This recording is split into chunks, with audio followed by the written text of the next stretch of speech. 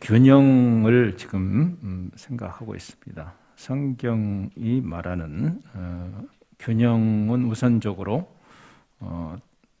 나눠지지 않는 통전성이라고 지난주에 생각했습니다. 하나님의 주권에 우리를 맡긴다는 것은 종교적인 영역을 따로 떼어서 그걸 열심히 하는 개념이 아니고, 즉 하나님의 다스리심이 교회당에만 임하는 것이 아니라 천지를 창조하신 그분이 모든 영역에 그분의 통치가 임하는, 그래서 이원론과 구별이 되는 통전성, 우리 존재 또 우리의 삶을 그분에게 드리는 것이다. 그래서 예배라는 개념도 주일 낮 예배로 퉁쳐서 되는 것이 아니죠. 이런 공예배가 중요함에도 불구하고 우리가 이 공예배로 예배를 퉁쳐버리면 우리는 대단히 이원론적 사고를 가진 사람이 되는 것이죠. 오히려 모든 영역에서 하나님의 사랑과 공의의 통치가 임하는 그런 개념이 이제 그 균형 개념인데, 또 하나의 중요한 개념은 오늘 우리가 생각하게 될 치우치지 않는, 편파적이지 않은, 편향적이지 않음, 이런 것들이 포함됩니다.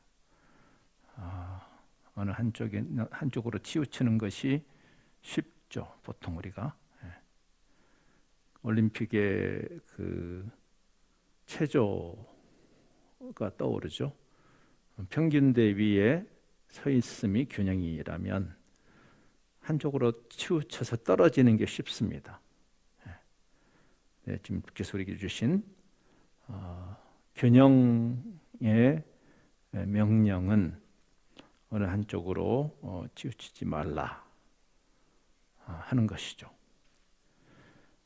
오늘 이 본문은 약간 언뜻 이해하기가 쉽지 않은 그런 본문입니다. 이제 제자들을 부르신 다음에 우리가 복음 DNA를 이야기할 때 4장에서 예수님이 제자들을 부르시고 그 제자들에게 제자도에 해당하는 메시지를 주시는, 그 속에서 나오는 마태복음 5장, 6장, 7장, 소위 산상수훈으로 알려져 있는 이 내용의 맹세에 관한 가르침입니다. 조금 처음에 읽어보면 이런 말씀을 왜 하셨지? 맹세를 아예 하지 말라고? 약속을 하지 말라는 이야기인가? 조금 언뜻 이해가 안 가죠. 하나님은 약속을 하신 분인데, 성경 전체가 하나님의 약속인데, 구약, 신약 할 때 그건 하나님이 우리에게 하신 약속입니다. 근데 이게 무슨 말이지? 또 사도들도 이런저런 약속을 한, 우리가 성경을 읽어보면 사실 이 말씀은 헛 맹세를 하지 말라는 경고가 그 중심에 있습니다. 헛 맹세, 함부로 허투루 약속을 하고 아니면 말고 하는, 이것이 가벼운 문제가 아닌 것을 가르칩니다. 이것은 특별히 제자의 자질을 하고 연관이 있어요. 우리가 진리의 종교를, 진리의 메시지를 전하는 자의 신의, 그 사람을 믿을 만한 사람인가 라는 그 증인의 신뢰도하고 증거하는 메시지의 신뢰도가 맞물려 있기 때문에 주님께서 이 말씀을 하시는 거죠. 헛맹세를 하지 말라. 그것은 구약의 제3계명하고도 연관되어 있습니다. 너의 하나님 여호와의 이름을 망령되게 일컫지 마라 할 때 그 하나님의 전능자 하나님을 함부로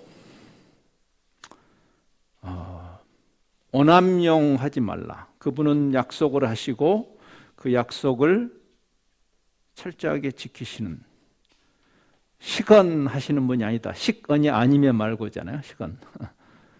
약속해놓고 그냥 아니면 말고 그렇게 하시는 분이 아니다. 우리가 아까 그 여호와의 이름에 있습니다. 당신의 도움이 어디에 있습니까? 예, 천지를 지으신 여호와의 이름에 있습니다. 여호와의 이름을 망령되이 읽는다는 것은 뭐 이름을 철자를 틀리거나 이런 이야기가 아니고 그 이름이라는 개념이 그분의 존재를 대변하는 것이죠. 우리가 예수 그리스도의 이름으로 기도합니다 할 때 예수 그리스도의 이름으로 기도해야지 예수님의 그 사랑과 공의의 근거에서 기도합니다 그러면 안 된단 말이 아니죠. 오히려 그 이름이라는 것은 여러분이 어떤 계약서를 쓸 때 맨 밑에 서명하잖아요. 그럼 그것은 여러분 자신을 대변하는 것이죠. 그렇죠? 예.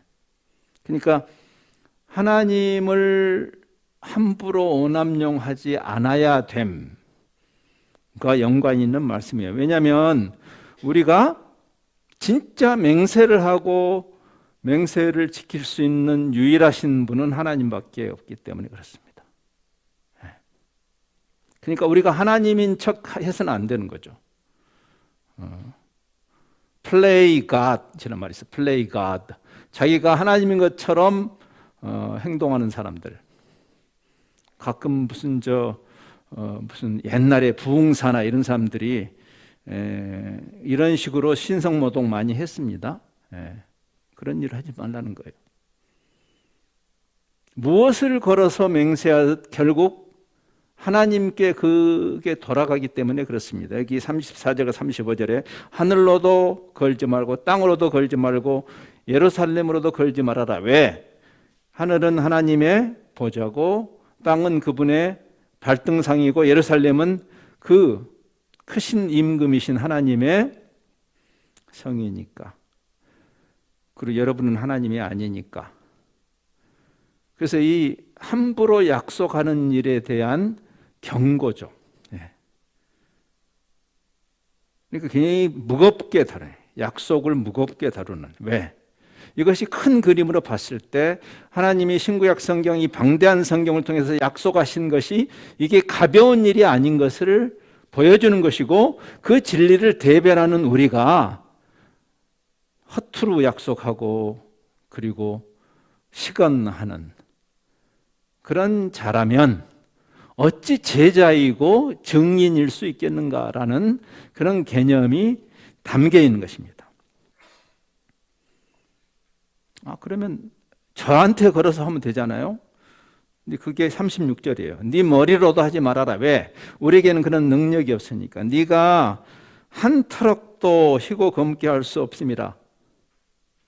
이게 사실 우리의 일상과 또 우리의 그 사회 전반에 만연한 함부로 약속을 하기도 하고 함부로 깨기도 하는 이러한 시대적 흐름에 대한 좀 반성이 많이 필요한 가르침이죠. 그렇죠? 자기 능력으로 감당할 수 없는 약속을 한다거나 또 정치인들이 표를 얻기 위해서 자기가 할 수 없는 공약을 공적인 약속을 하고 결국은 그것을 쉽게 깨뜨리는 텅 빈 약속 공약이 되는 그 사람도 잘못이고 그러한데 편승해서 휘둘리는 것도 잘못인 거죠. 그러니까 이것은 그리스도인들이 하나님의 주권 앞에서 우리의 한계를 인식하면서 얼마나 겸허하게 어떤 계획을 하고 약속을 해야 되는지를 보여주는 가르침이기도 해요. 바울이 고린도서를 보면 고린도 교회를 방문하고 싶어 하는 마음이 계속 거기 편지에 엿보입니다. 그렇죠? 고린도 교회가 문제가 많았습니다. 우리 박 목사님이 지금 좀 이제 쉬고 계시는데 원래 계획대로 쉬지 못할 일이 여기 생겼다면, 여러분 회중에 어떤 어려운 문제가 생겼으면 마음 아파하겠죠. 그래서 내가 원래 계획을 좀 변경해서 속히 와서 그 문제를 좀 함께 해결해 보자라고 제안을 할 수 있죠. 그렇죠? 근데 그럴 때도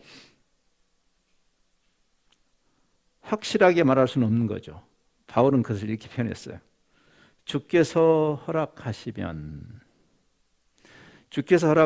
내가 여러분에게 속히 가겠습니다.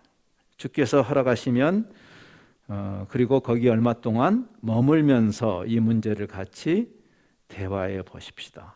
굉장히 중요한 그 주권자 앞에 있는, 그리고 우리의 한계를 인정하는 자의 자세죠. 그렇죠? 제가 원래 오늘 그 오후에 서울에 있는 저하고 친한 친구 목회자가 예배를 마치자마자 놀러 오겠대요, 저한테.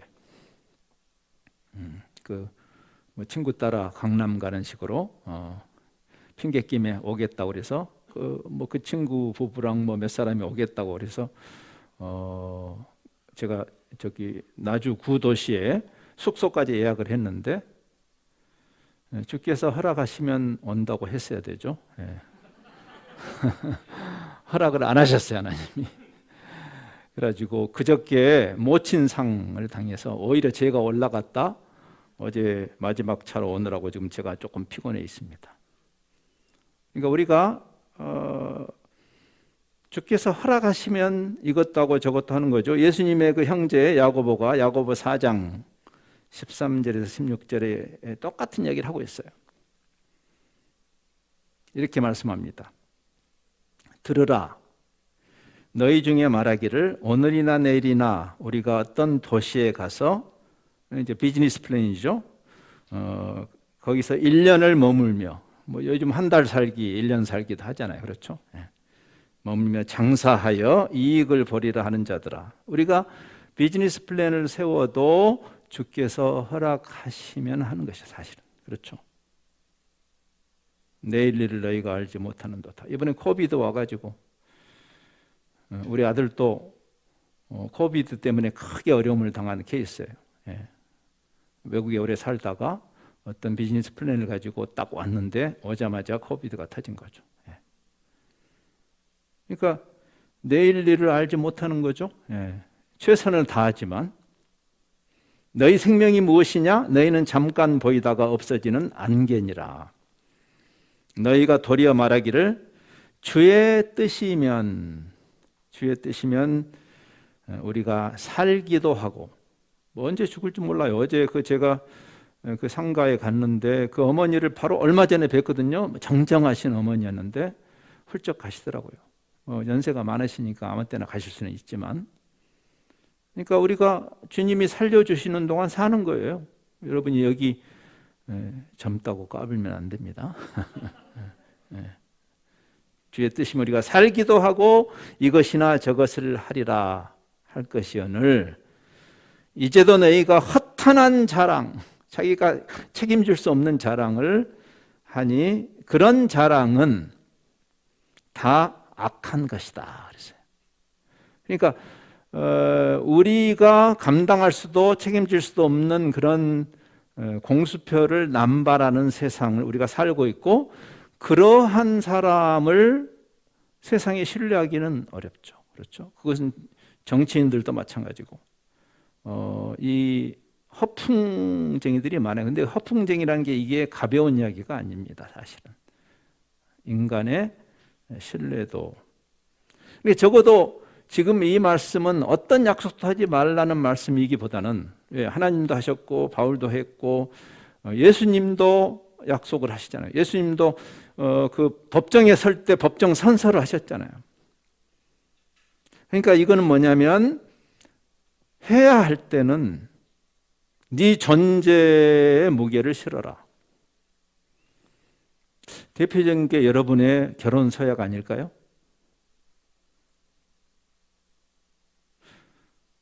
하나님 앞과 여러 지인들과 가족들과 그리고 그리스도인 같은 경우는 성도들 앞에서 약속했잖아요. 갑자기 그 찬송이 아니라 그 노래가 생각나네요. 거짓말, 거짓말, 거짓말.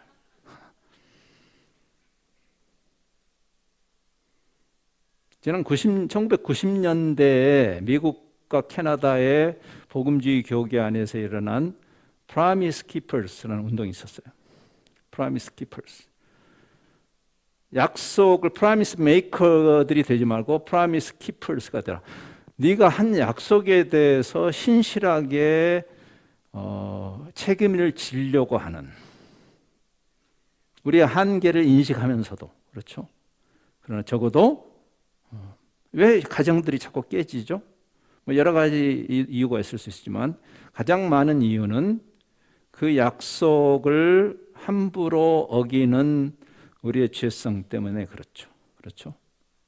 그래서 그 프라미스 키퍼스 운동은 그런 판단을 했어요. 예수 믿는 사람들의 가정이나 안 믿는 자들의 가정이나 깨지기가 아무 차이가 없는, 도대체 이래가지고 우리가 세상에게 무슨 신실하신 하나님의 약속에 대해서 말씀할 수가 있겠? 피치 못할 일도 있겠지만 그렇죠? 네. 그래서 하나님 앞과 많은 증인들 앞에서 약속한 거잖아요. 다른 사람 보지 않겠다고. 근데 그 약속을 안 지키는 거죠. 남자든 여자든. 가정이 잘 나갈 때뿐 아니라 잘 나가지 못할 때에도. 요즘 외모 지상주의 시대죠. 얼짱일 때도 얼꽝일 때도. 사람은 외모는 금방금방 변하잖아요. 그렇죠? 몸짱일 때도 몸꽝일 때도. 남편이 잘 나갈 때도 코비드로 사업이 망해서 그 부인이 생활전선에 더 뛰어야 될 상황이 올 때도, 건강할 때나 병약할 때나, 인간과 인간이 하나님의 형상으로 창조함을 받은 그 존엄성의 근거에서 서약한 것을 그렇게 깨뜨리는 것이 옳은 일인가? 종교를 떠나서라도. 이런 함의가 담겨 있는 그런 가르침이죠.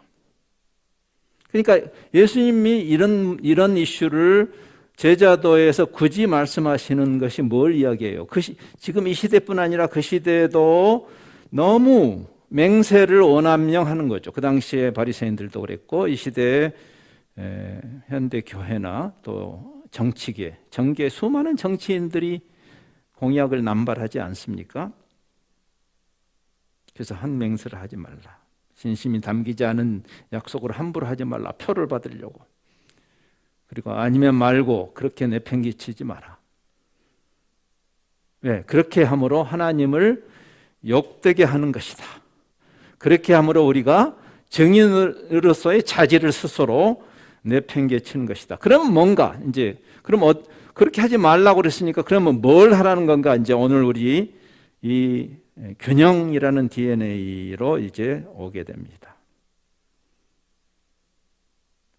그래서 함부로 맹세하거나 함부로 어떤 사람의 맹세에 편성하지 말고, 우리가 해야 할 일은 진실을 담은 예 그리고 아니오다. 37절에서 오직 너희 말은 옳다, 옳다, 아니다, 아니다 하라. 이에서 지나는 것은 악한 것이다.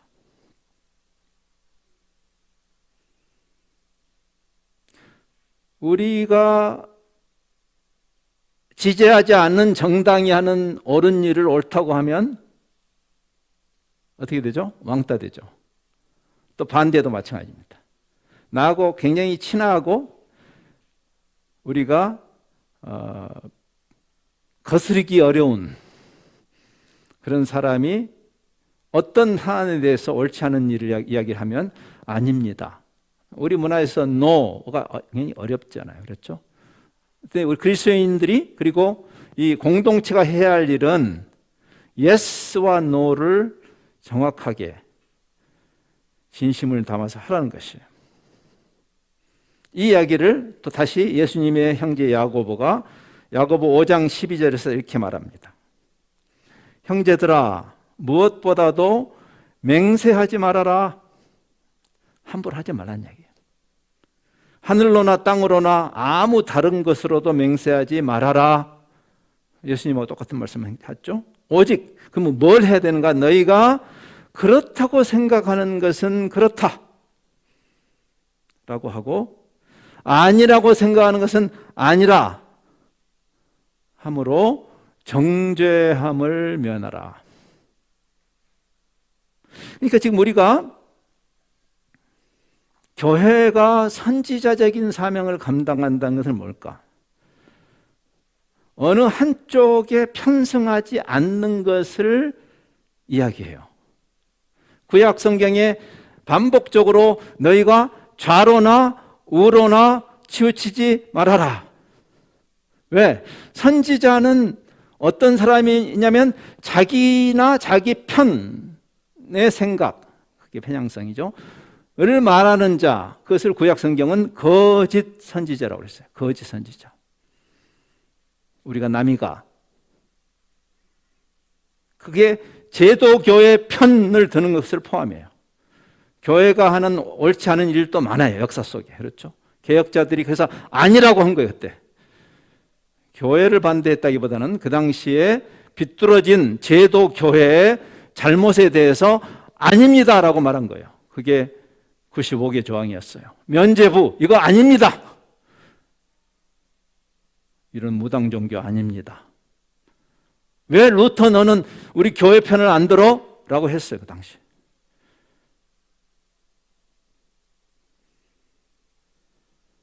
거짓 선지자 아니라 불편해도 하나님이 주신 하나님의 진리에 근거해서 그 하나님의 말씀을 대언하는 자를 참 선지자라고 했습니다. 극단적 대립과 평행선이 이 시대를 특징 지우고 있죠. 특별히 정치판이 그렇습니다. 거기에 대한 우리의 태도는 무엇이고 우리의 반응은 어떠해야 할까요?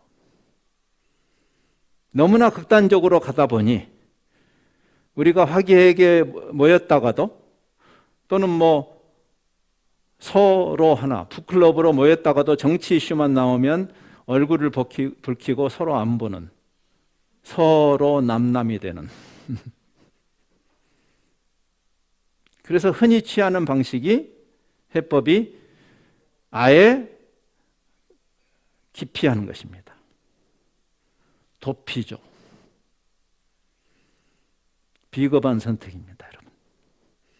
직무유기입니다. 쉬운 선택이죠. 그게 맞을까요?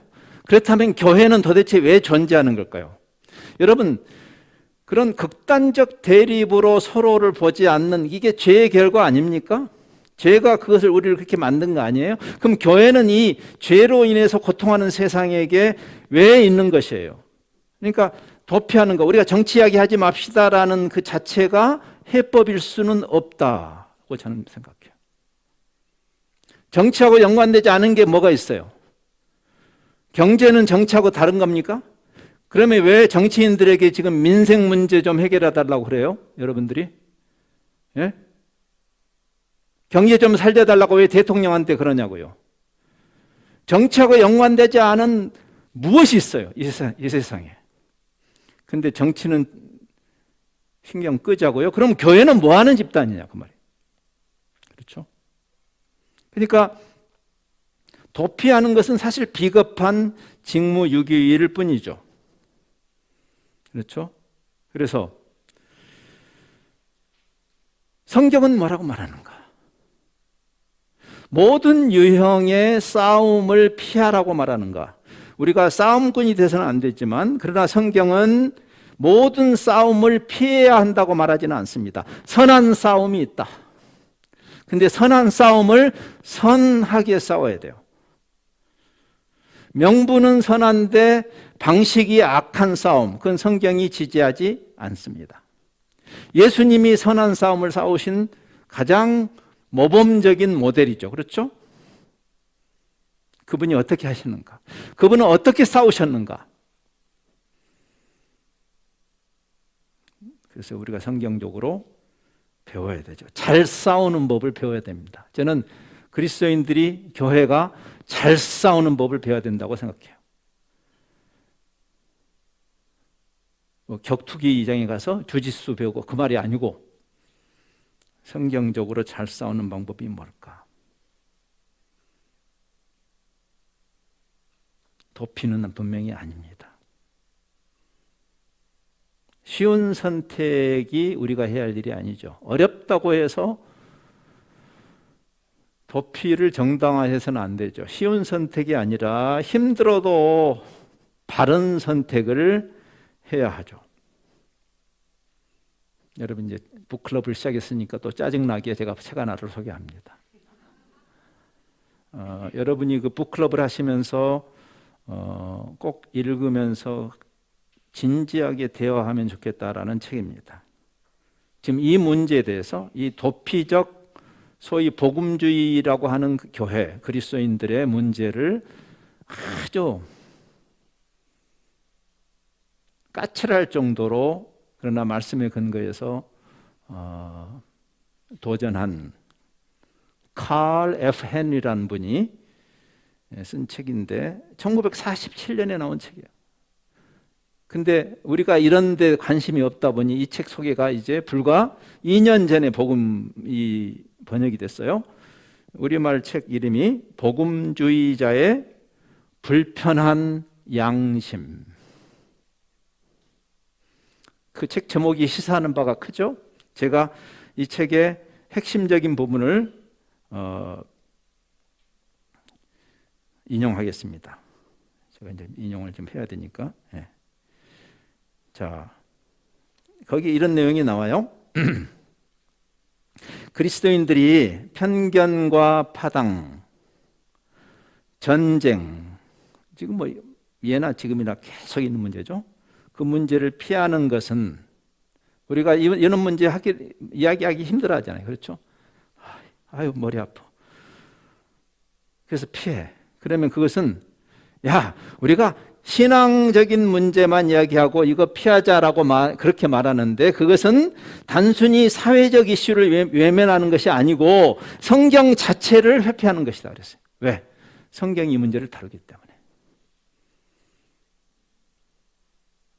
불의와 부정의를 회개 없이 자행하는 자들이나 또 그들의 편에 서서 기득권에 기생하는 그 종교인들이나 그들의 예배를, 그들이 그 불의를 눈 감고 와서 하나님을 예배한다고 할 때 그 예배를 하나님이 차라!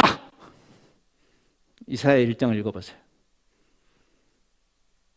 하나님이 제정하신 그 의전과 율법과 안식일과 성회를 그만둬라고 하나님이 그만두라고 했어요. 주일 예배 모이지 마. 그래 하나님이. 헌금 됐어. 가지고 가. 왜 하나님이 그렇게 화를 내세요? 성회와 함께 불의, 그 불의는 사회적인 불의예요. 개인의 불의를 포함하지만. 그러면서 이 칼 헨리는 이야기를 합니다. 우리 복음주의, 이분도 복음주의예요. 우리 복음주의 교회가 잘못한 게 있다. 우리가 그런 사회적 악에 대해서 불편해서 도피하는 것을 정당화하기 위해서 우리 신학을 뒤틀었다. 그렇게 합니다. 즉 신앙이란 것은 개인의 영역에서만 다뤄야 된다. 그래서 우리가 개인 경건, 개인 주님과 나만의 시간 이런 부분은 강조했어요. 물론 그것이 잘못 강조한 건 아닙니다. 그게 있어요. 여러분이 그냥 남들하고 덩달아서 1+1으로 구원받는 건 아니니까. 그러나 여러 번 이야기했죠. 공동체에 관한 것이 공동체. 개인 영역의 죄에 대해서는 굉장히 잘 돌았어요. 우리 복음주의 교회가. 그렇죠? 그것은 크게 비난하고 꾸짖으면서 사회 영역의 죄 또는 집단적인 우리가 그 개인들이 모이는 이 집단, 사회와 국가와 이 공동체적 이슈에 대해서는 입을 다무는 교회. 괄호 열고 성경은 그런 구분을 하지 않았음에도 불구하고 우리가 그 이중성을 가지고 한편으로 보면 대단히 정의로운 것 같은데 다른 편으로 보면 너무나 비겁한 이중성을 세상이 보고 있다. 기억하실 것은 이 책이 나왔을 때가 빌리 그레함의 그 사역이 막 꽃을 피우던 때입니다. 저는 빌리 그레함을 폄하할 마음은 없어요. 그러나 우리 복음주의 교회가 이 부분에 있어서 다시 성경적인 균형을 회복해야 되기 때문에 이 문제를 제기하는 것입니다. 그런 나와서 이렇게 하게요. 그런 교회가 아무리 열심히 성경이 정확무어한 하나님의 말씀이라고 주장하고 오직 성경으로를 외친다 해도 사실은 그 교회는 성경 안에 성경을 따로 만들어서 계급을 만들고 다른 성경은 중요하지 않고 우리가 말하는 소위 영적 신자유주의자들이죠. 개인의 영성, 개인의 경건, 개인의 구원에만 모든 초점을 맞추는 세상은 어떻게 되든지.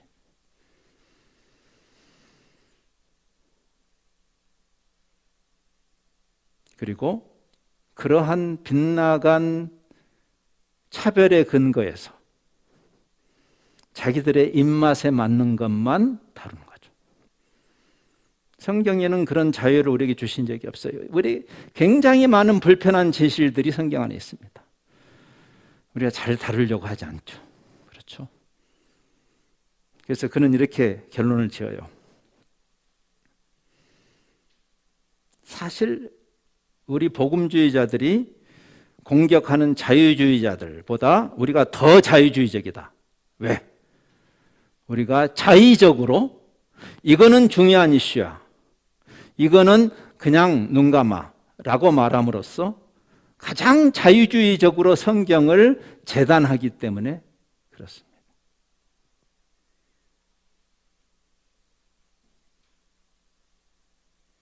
어려운 이야기죠? 제가 여러분에게 괜찮다라고 말할 수 있는 이야기는 아닙니다. 하나님의 진리의 말씀 앞에 다시 서야 되니까. 저는 지금도 그런 고민이 많은 사람이에요. 제가 그래서 미친 듯이 다시 말씀을 보고 토론을 하고 함께 고민하고 그런 일들을 해나가는 이유입니다. 왜? 너무나 편식을 해왔기 때문에 그렇습니다. 예를 들어서 옛날에 군사 독재 시절에 우리 복음주의 교회는 입을 닫았죠. 눈을 닫고 귀를 막았습니다. 비겁했죠. 그리고 우리를 정당화하는 방편으로 로마서 13장 모든 권력은 하나님으로부터 나온 것이라는 말을 굉장히 많이 인용했습니다. 그러면 그 말씀을 문민정부 때도 인용해야 되는 거 아닌가요? 대단히 비겁한 일을 하는 거죠. 그렇죠? 네. 우리가 다시 하나님 말씀 앞에 서야 되는 거예요. 선지자는 그 말씀이 불편해도 그 말씀을 보듬는 자가 선지자이기 때문에 그렇습니다. 도피가 가장 많이 나타나는 현상이라면 또 다른 현상이 하나 있어요. 그게 바로 편향성입니다. 그렇죠? 멀리는 초대교회가 그 순수함을 포기하고 기득권에 편승한 사건, 그게 바로 기독교 왕국 시대의 도래입니다. 콘스탄티누스라는 막강한 힘에 기생하기 시작하는 교회가, 우리는 역사적으로도 그거를 하나님이 축복하셔서 이제는 기독교의 태평성대가 왔다라고 코스프레 하죠. 그럴까? 그게 암흑기의 출발입니다. 십자군 전쟁을 포장해서 교회가 축복하는, 러시아 종교회가 푸틴의 전쟁을 정당화하는 역사 속에 끊임없이 반복되는 시행착오입니다. 그것을 지켜보는 세상이 무엇 때문에 우리가 전파하는 사랑과 공의의 복음을 설득력 있게 받아들일 수 있을까요? 우리가 가이사의 왕국에 살면서 우리의 신분이 하나님의 왕국에 있지만 목적이 있어서 가이사 왕국에 우리가 머물면서 그 가이사 왕국의 시민으로 살 때 가이사의 것은 가이사에게 줘야 하기 때문에 여러분이 대한민국의 국민으로서 정치적 판단을 하고 정치적 참여를 해야 합니다. 피할 수 길은 없어요. 그러나 분명한 것은 이것입니다. 여든 야든 공화당이든 민주당이든 어느 편에 교회가 서는 것은 잘못입니다. 그렇게 우리를 보내신 것이 아니죠. 그것이 바로 선지자적인 역할이에요. 너희 말은 옳다 옳다, 아니다 아니다라고 말하는 것. 여러분, 왕이 잘못하면, 선지자가 그랬죠? 왕이 잘못하면 다윗이 잘못하니 나단이 다윗을 책망하죠. 죽을 각오라고 하는 겁니다. 헤롯 안디바가 나쁜 짓을 하니까 세례 요한이 가서 책망하고 목이 잘려서 죽죠. 그게 교회의 역할입니다. 왕을 책망하면 왕이 그 권력을 가지고 핍박할 겁니다. 교회를. 예? 콘스탄티누스의 잘못을 교회가 책망했나요? 안 했습니다. 짝짝꿍이죠. 우리가 남이가. 왕을 책망하면 세상은 우리를 좌파라고 그럴 겁니다. 그것이 선지자가 지불해야 할 대가입니다. 백성이 잘못하면 또 백성을 책망해야 돼요. 내가 왕을 책망해서 좌파의 이미지를 가지고 백성들이 좋아했다고 해서 백성들의 잘못을 넘어가면은 그것은 거짓 선지자이기 때문에 그렇습니다. 구약의 선지자들을 보면 백성들을 많이 책망했습니다.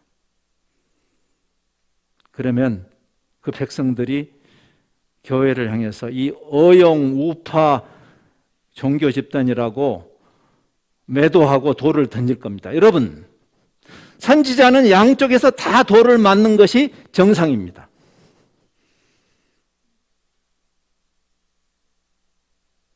그것이 지금 예수님께서 하시는 말씀이에요. 여러분, 짜증나게 책 한 권 또 소개할게요. 작년에 나온 너무 좋은 책이에요. 우리 한국 한 목사님이 이 정치 문제로 너무 고민을 하다가 안식월을 몇 달 가지면서 정리를 한 좋은 책입니다. 책 제목이 이렇게 돼 있어요. 정치 공간에 그리스도인으로 서기, 이렇게 돼 있어요. 그런데 부제가 재밌습니다. 너는 어느 편인지 묻는 당신에게. 목사님은 어느 편이세요? 나주혁신교회는 어느 편입니까?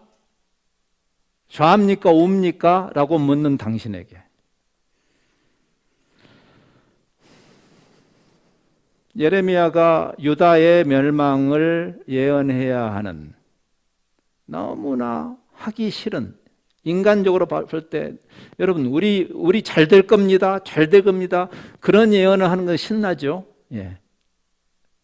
근데 하나님이 유다를 멸망시키기로 결정하시고 그 하나님의 말씀을 예레미야에게 줬을 때 예레미야는 너무 슬퍼서 울면서도 그 어려운 일을 했죠. 그러니까 어떻게 됐나요? 다 싫어했어요. 왕도 싫어하고 백성도 싫어합니다. 좋은 말 해주는 거 좋아하죠. 그렇죠? 잘 될 겁니다. 잘 될 겁니다. 그때 하나냐라는 아이고 우리 하나님이 백성을 하나님이 이렇게 버릴 리가 없습니다. 염려 마십시오. 인기 짱이죠. 그게 거짓 선지자예요. 자기 백성의 멸망을 슬퍼하면서 이야기하는 그게 바로 사랑과 공의가 만나는 지점이에요. 우리가 아이고 이놈의 백성 다 망해라. 그래 참 꼴보기 좋다. 하나님이 다 멸망시킬 거야. 그것은 진짜 선지자가 아니에요. 애통하는 마음, 사랑을 가지고 눈물을 흘리면서 백성을 위해서 중보하는 그 역할이 교회의 선지자적인 역할이죠. 우리도 그렇게 해야 되죠. 그 성경에 일관되게 나오는 구약이나 신약이나 일관되게 나오는 선지자 개혁자들의 자세입니다. 혁신장로교회, 개혁하겠다라고 하는 교회가 교회되게 하고 하나님의 말씀이 바로 서게 하는 그 역할을 감히 하겠다고 나선 자가 취해야 할 자세예요. 사랑을 빙자해서 공의를 죽이지 말고 그래서 어설픈 온정주의로 빠지는 요즘 한국 교회의 문제입니다. 교회 안에 자정 능력이 사라지는 지점이죠. 온갖 나쁜 짓을 해도 소위 유력한 목회자가 세습을 하고 온갖 나쁜 짓, 교회 재정을 지 맘대로 다스려도 뭐 주의 큰 종? 이 세상에 큰 종은 없어요. 크신 하나님만 계십니다. 탐 라이스의 얘기입니다. Great, 위대하다는 말은 사람에게 붙이면 안 된다. 하나님께만 붙여야 된다.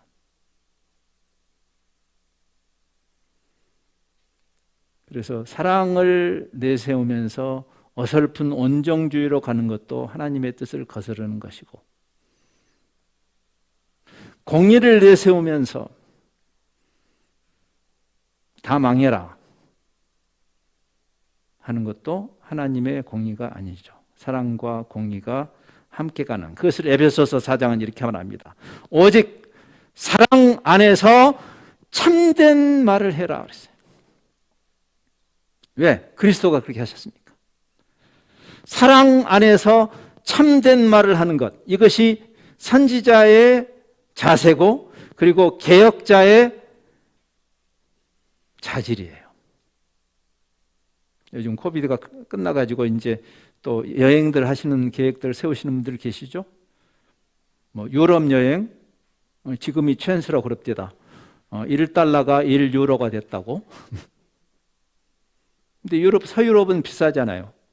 저는 유럽 여행을 처음 하시는 분에게 저는 동유럽을 가라고 권하는 편인데 동유럽의 체코의 수도의 프라하라는 수도가 있잖아요. 거기 중앙광장에 가면 체코 사람들이 종교와 무관하게 가장 존경하는 역사적 인물, 마치 우리나라의 광화문에 있는 이순신 장군의 동상처럼 그 체코의 중앙광장에 우뚝 서 있는 이 얀 후스라는 개혁자가 있습니다. 그 아름다운 중앙광장에 서서 그 대단한 중세 건물들을 바라보면서 거기 얀 후스의 동상을 이렇게 보면 밑에 체코말로 문장이 그가 늘 했다고 하는 그 문장이 적혀 있어요. 제가 그 체코 사람을 붙잡고 물어봤어요. 저게 무슨 뜻이죠? 그가 나한테 이렇게 설명해 줬습니다. 그 개혁자 후스가 늘 했던 이야기입니다. 서로 사랑해라. 그리고 서로에게 진리를 요구해라. 서로 사랑해라. 그리고 서로에게 진리를 요구해라. 사랑하는 자는 책망할 자격이 있습니다, 여러분. 사랑하지 않는 자는 책망할 자격이 없죠. 예레미야가 백성을 끌어안고 하나님의 진리를 전하는 것이 백성에게 인기는 없었습니다. 예. 교회가 도대체 무엇 때문에 인기에 영합해야 합니까? 그러나 우리 민족을 끌어안고 이 주님께서 우리에게 주신 오늘 우리 마지막 말씀, 오직 너희 말은 옳다 옳다 아니다 아니다 하라. 그거 외에는 잘못된 것이다. 이 산상수훈의 출발에 있는 말씀을 하나 더 읽고 제가 마치고자 합니다. 그 출발점은 팔복으로 시작이 되죠. 팔복은 이렇게 끝납니다. 하나님의 의를 위해서 핍박을 받아라. 선지자는 원래 핍박을 받는 것이다. 그러면서 이렇게 말해요. 의를 위하여 박해를 받은 자는 복이 있다. 바로 그 사람들이 하나님의 다스림을 받는 자들이다라는 뜻이에요. 천국이 저희 것이란 말이에요. 제가 설명했죠? 땅덩어리가 오는 것이 아니고 하나님의 통치라고. 하나님이 의로우시니까 그 의를 위해서 자기 손해를 기꺼이 당하는 자들, 선지자들이죠. 그러면서 나로 말미암아 너희를 욕하고 박해하고 거짓으로 너희를 거슬려 모든 악한 말을 할 때는 너희에게 사실은 복이 있다. 그래서 오히려 기뻐하고 즐거워해라. 하늘에서 너희의 상이 큼이라. 너희 전에 있던 선지자들도 그렇게 박해를 당했다. 헷갈리는 세상을 살고 있죠. 지금만이 그런 건 아닙니다. 인류 역사가 항상 그랬습니다.